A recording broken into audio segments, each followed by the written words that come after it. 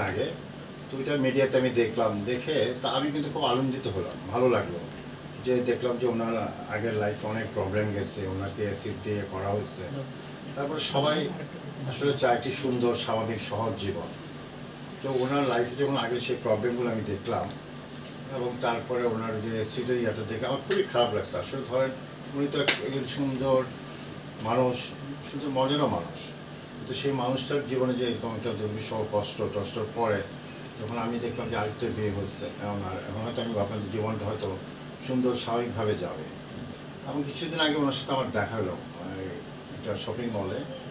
তখন ওনার মাঝে আমি সে মানে যে একটা আনন্দ উচ্ছ্বাস সেটা আমি দেখি নাই, তার কাছে হয়তো কোনো কারণে হতে পারে। তারপরে যখন আমার মিডিয়াতে এগুলো দেখলাম যে উনি ওনার হাত কেটে গেছে, নানান প্রবলেম, তখন আমার খুব কষ্ট হয়েছে যে একটা মেয়ে মানুষ এত স্ট্রাগল করলো লাইফে, আবারও একটা ঝামেলায় করে গেল।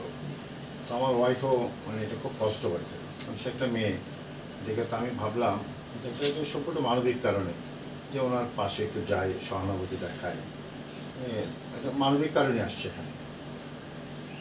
আচ্ছা, আর অন্য কোনো উদ্দেশ্য এখানে আপনার কাছ থেকে একটু জানতে চাচ্ছি যে আসলে দেখা গেছে আপনাদের সাথে বেশি দিন মোস্তাফিজের পরিচয় নেই, কিন্তু হঠাৎ করে তার বাসায় চলে আসলো, মানে এর কারণটা কি? কোনো উদ্দেশ্য আছে না? না, কোনো উদ্দেশ্য নেই আসলে। বর্ষা আপুর লাইফ আগে থেকে একটু একটু দেখতাম, ভালো লাগতো। মানে সে এরকম একটা অবস্থায় থেকেও যে একজন মেয়ে হয়ে এত অনুপ্রেরণা দিত সব মেয়েদেরকে, যে না, এই অবস্থা থেকে আসলে উঠে আসা যায়, নিজের যোগ্যতায় নিজের পায়ে দাঁড়ানো যায়। তো এই জিনিসগুলো মাঝে মাঝেই দেখতাম, ভালো লাগতো। আপুর চায়না মার্কেট কতগুলো লাইফ ছিল, দেখতাম ভালো লাগতো।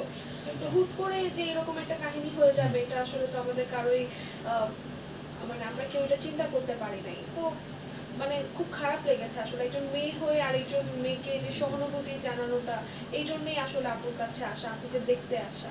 আচ্ছা, এই যে আপনার দৃষ্টিতে কি মনে হয় যে বর্ষা আপু কি তার বিশ্বাসের জায়গা থেকে কি প্রতারিত হয়েছে? মানে এই বিষয়টি যদি বলেন, সে বিশ্বাস না, অ্যাকচুয়ালি আমি বলি, ধরেন ওনাদের মাঝে কী হয়েছে এটা ওনারা ভালো বলতে পারবে, বুঝছেন না? কারণ ওই প্রক্রিয়া আমরা ছিলাম না। তো আমরা মানে মিডিয়াতে বা ওনার লাইভ বা ওই যে নাসিরেরও লাইভ একটা আমি শুনছি, বুঝছেন না? তো এক একজন এক এক কথা বলে। তো উনি যেটা আমরা দেখতে পেয়েছি যে উনি উনি নিজেই বলছে, যেটা ওনার বক্তব্য, যে উনি প্রতারিত হয়েছে, এটা ওনার বক্তব্য যে আমি এইভাবে ওনাকে টর্চার করা হয়েছে। তখন এটার মামলাও একটা হয়েছে, আমরা যেটা দেখলাম। তো মামলা যেহেতু হয়েছে, পুলিশ তদন্ত করবে, তদন্ত করে যদি যে দোষী তার বিরুদ্ধে নিশ্চয়ই ব্যবস্থা নেওয়া হবে, তাই না?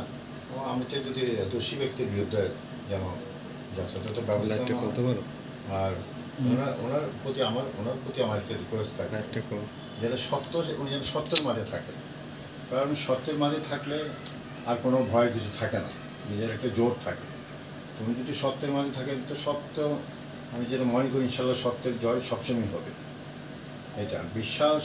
এখন ওনার সাথে কী কমিটমেন্ট ছিল, কী ধরনের ছিল, তো উনি তো বিশ্বাসের জায়গায় তৈরি নাই। কারণ ওনার বিশ্বাসের জায়গায় যদি উনি থাকতো তাহলে তো আজকে এই অবস্থা দাঁড়ায় না, তাই না?